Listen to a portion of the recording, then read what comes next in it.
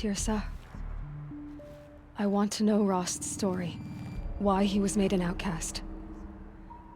He never told me. Said he took an oath of silence. What did he do? Oh. Yes, that. What crime did he commit? I will tell you if you wish. But it is a long story.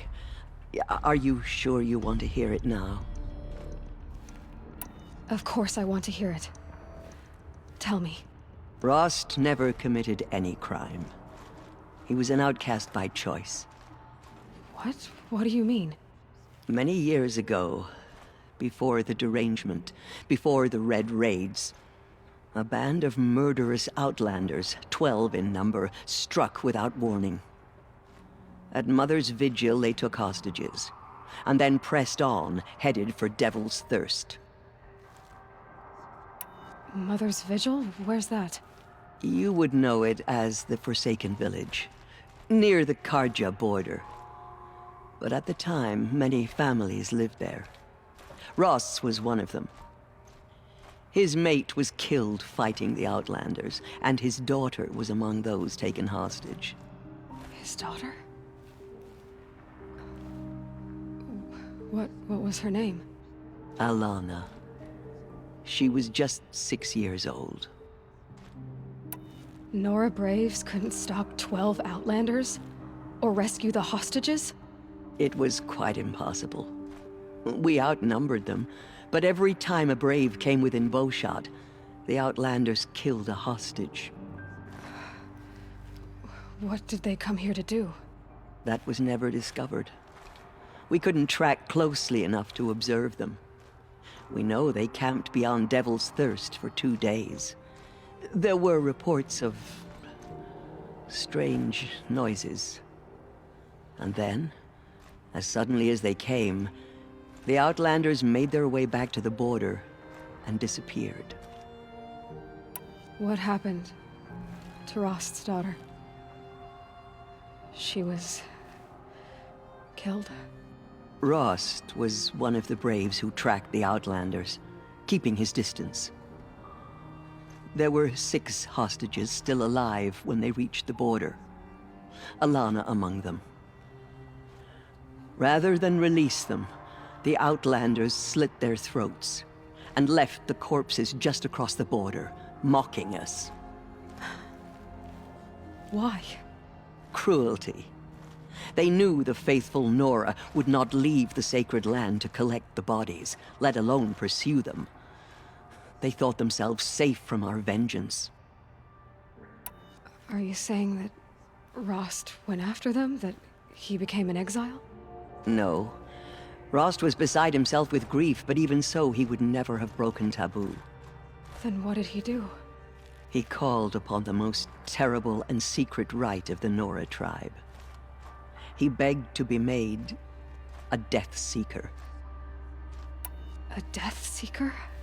What is that? One who dies to go seeking, and in seeking, brings death to others.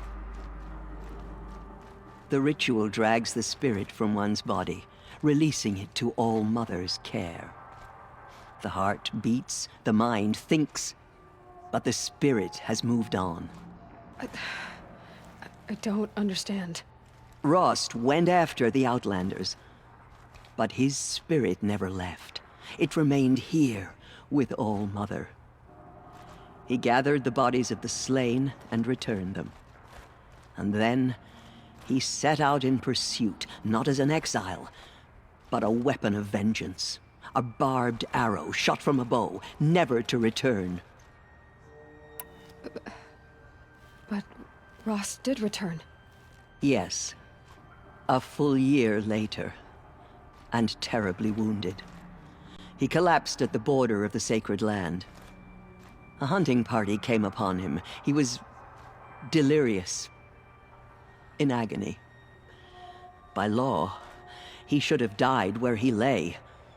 But one of the hunters broke taboo, and reaching across the border, she dragged him to our side. Who was she? A brave who'd lost a mate and 2 sons to the very outlanders that Rost pursued. So, Rost never finished his mission. To the contrary, he killed all 12. Tracked them to disparate places the world over, he said. Meridian, Ban-Ur, the Claim, Utaru Land, further even, into the Forbidden West. The last he killed nearly got the best of him. Wounded, he stumbled and crawled back to us, hoping to die as close to the sacred land as he could. He never expected nor asked to be dragged across the border and nursed back to health. That was done to him, leaving us, the matriarchs, in a difficult position. Why couldn't you just welcome him back? Rost had been made a Death Seeker, Aloy. He no longer had any place among the tribe. By law, he should have been driven back out. But we couldn't bring ourselves to do that, so we offered a compromise. You made him an outcast. Yes. We offered to do so on the condition he never speak to anyone of this exception. After all he did, all he suffered, to be declared an outcast was his reward. Rost was overjoyed. He never expected to live another day in the sacred land, let alone the embrace, so close to the goddess. He resolved to spend the rest of his days in solitude, and was happy to do so. But then you found me, and gave me to him.